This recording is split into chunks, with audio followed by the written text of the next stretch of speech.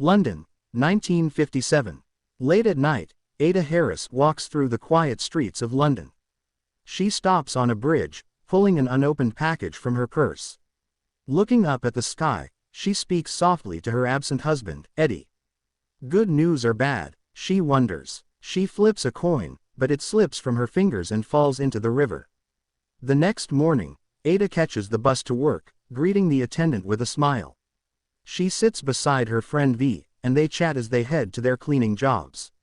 Ada works for Mr. Newcomb, a bachelor with a messy lifestyle, and Pamela Penrose, a young actress whose house is always in disarray. She cleans without complaint, moving through the familiar routine of her day. That evening, Ada and V unwind at a bar. They share a drink while their flirtatious friend Archie charms them, though he is soon distracted by a younger woman. As the night winds down, Ada finally opens the package she had been carrying. Inside, she finds Eddie's wedding ring and a note. His ring was recovered from a crash site near Warsaw. He has been declared killed in action. Later that night, Ada returns to the bridge. She gazes at the ring, the last piece of Eddie she has left, before letting it slip from her fingers into the dark water below. Ada works as a cleaner for Lady Dant, a wealthy woman who cares a lot about her status. One day, Ada tries to ask for her unpaid wages, but Lady Dant avoids the question. While putting things away, Ada notices a beautiful £500 Christian Dior dress laid out in a room. She admires it, but another worker tells her to hide it because Lady Dant doesn't want her husband to know she bought it. At home, Ada enjoys betting on football matches and wins some money. She celebrates with her friend V and dreams of saving enough to buy her own Dior dress from Paris. To save more money, Ada decides to walk to work instead of taking the bus. She also asks her clients if they can refer her to other people who need cleaning services. One day, Pamela, another woman Ada knows, complains about how hard it is to always worry about looking beautiful. She tells Ada she's lucky because no one expects her to look glamorous. Later, Archie, a friendly bartender, asks Ada to watch his date's dogs while he works. Feeling invisible and unimportant, Ada agrees. She asks Lady Dant for her wages again, but Lady Dant refuses and even says she needs to reduce Ada's hours. Disappointed, Ada walks home and finds a sparkling diamond clip on the street. She takes it to the police, hoping the owner will claim it. Later, Archie invites Ada and V to watch the dog races where he works. Ada places a bet on a dog named Haute Couture because she believes it's a lucky sign. But the dog finishes last, and she loses all her money. Archie comforts her, saying he likes that she still believes in dreams. The next day, Ada receives 3 surprises. First, a military officer visits her and tells her she is owed a large payment as a war widow. Then, the police inform her that the owner of the diamond clip wants to give her a reward. Finally, Archie arrives and confesses that he knew Haute Couture was a bad bet, so he secretly placed her money on a different dog that won. When Ada counts all her money, she realizes she now has £582. Ada books a flight to Paris, planning to go there and back in one day after buying her dream Dior dress.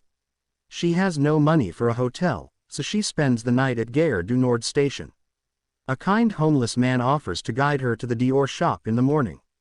As she walks through the city, she sees garbage piled everywhere because the sanitation workers are on strike. When she arrives at Dior, a large crowd of paparazzi blocks the entrance. While struggling to find a way inside, Ada notices a young model struggling with a heavy bag. She helps her carry it, using the moment to slip inside. Once inside, she follows a group heading to a fashion show, unaware that she isn't supposed to be there. She accidentally offends Claudine Colbert, the strict directress of Dior, by calling her a shopgirl.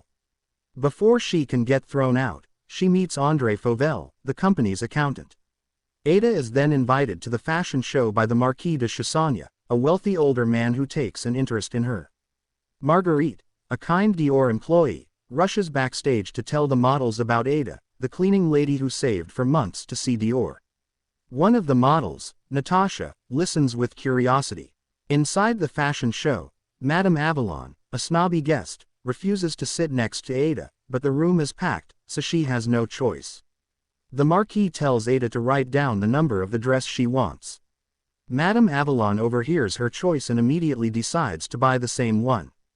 André steps in and offers Ada her second choice. She happily agrees, until she learns that all Dior dresses take 2 weeks to be custom-made. Natasha, wanting to help, suggests Ada stay in Paris for the fittings. André offers her a place to stay at his sister's apartment while she is out of town. He is eager to make this all-cash sale because Dior is struggling financially. At her first fitting, Ada is treated with warmth. She charms the seamstresses with her kindness and gratitude. Later, Natasha drives her to André's sister's apartment, showing her the sights of Paris along the way. When they arrive, the apartment is a mess, so Natasha helps Ada clean up. That evening, André arrives with groceries, and Ada cooks them all dinner. As they eat, Natasha and André bond over their love of existential philosophy. Natasha confesses that she wants to be seen as more than just a beautiful face. At Ada's next fitting, Marguerite explains why Claudine is so harsh. Most wealthy clients don't pay until their garments are delivered, causing Dior financial struggles. Later, Ada runs into André, who takes her to a flower market and invites her out that evening. That night, they go to a burlesque theater, where they find Natasha entertaining Dior investors. Ada drinks too much champagne and wakes up late the next morning. She rushes through the streets of Paris, but when she arrives at Dior, Mr. Carré, the head tailor, refuses to continue working on her dress because she missed her appointment. Claudine declares that nothing can be done. Feeling guilty, Marguerite takes Ada to see the atelier, where all the dresses are created.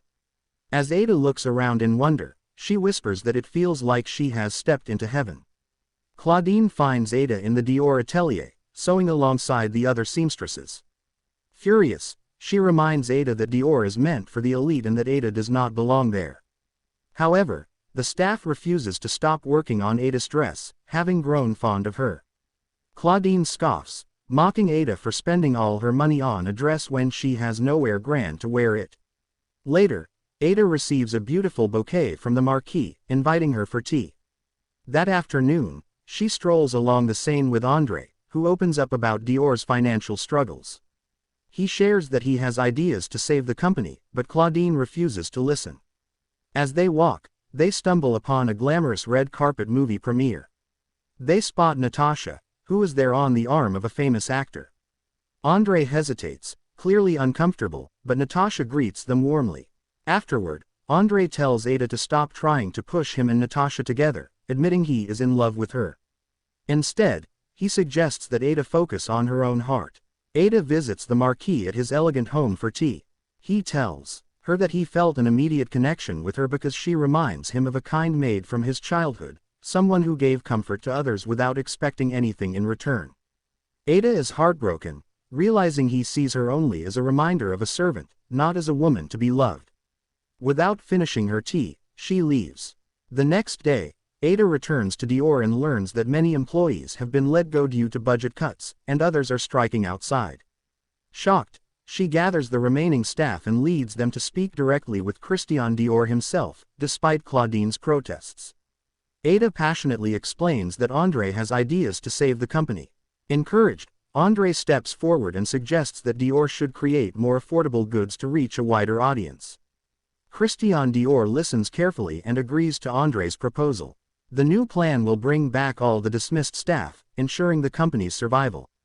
Seeing that she has lost, Claudine silently walks out, accepting defeat. Ada and André visit Claudine at her home, expecting a lavish residence. Instead, they find a modest apartment where Claudine cares for her husband, who was badly wounded in the war. The sight surprises them. Claudine, always so sharp and unyielding at Dior, is a devoted caretaker behind closed doors. She tells them she understands why Dior must change but no longer wants to be part of it. Ada and André insist that the company needs her expertise to survive, and after some hesitation, Claudine agrees to stay. Before leaving, Claudine tells them that Natasha has left both Dior and Paris.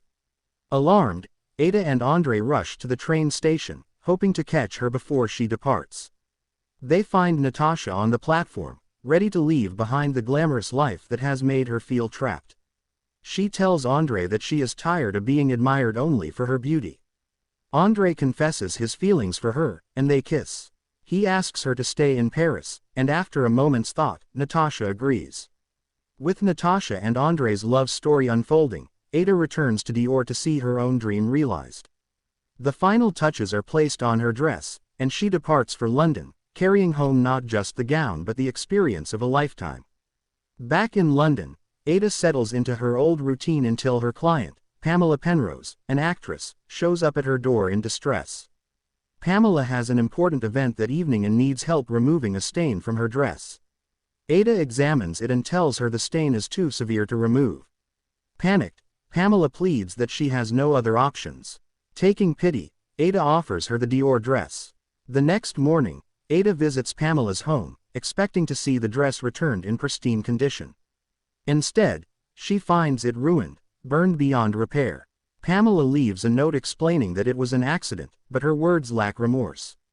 Devastated, Ada quits working for her on the spot and takes the charred remains of her once treasured gown. Standing on a bridge over the Thames, she watches as the ruined dress sinks into the water, letting go of what it once represented. Back home, she refuses to answer the door, shutting herself away in grief. Concerned, Vi and Archie break in and find her sitting in silence.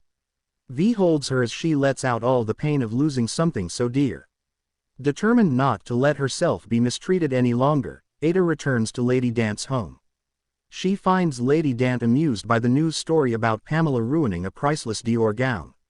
But instead of feeling humiliated, Ada sees an opportunity to take control of her own story. She tells Lady Dant she is quitting and demands full payment for all the work she has done. Lady Dant laughs at first, but Ada stands firm. She will no longer be treated like scum. That evening, Ada hears a knock at her door and finds a deliveryman holding a massive package and a bouquet of flowers. Confused, she brings them inside and carefully opens the box.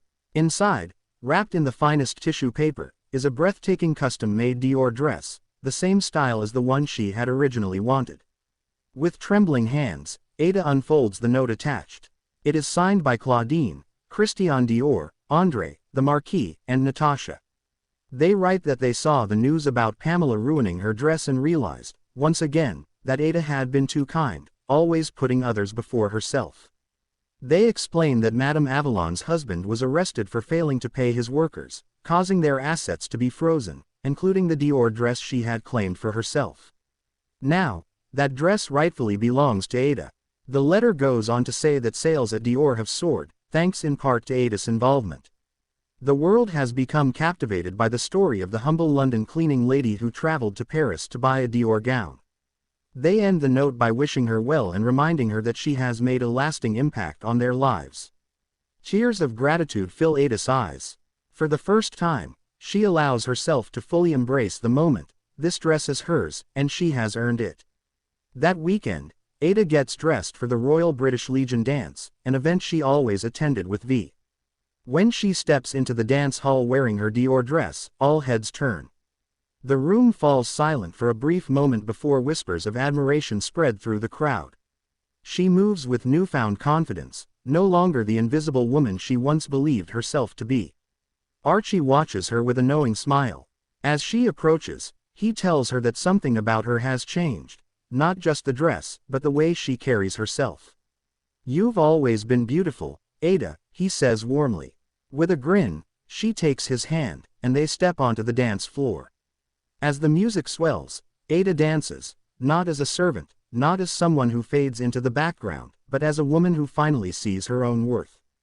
Thank you so much for watching this video. Don't forget to like, share and subscribe to our channel.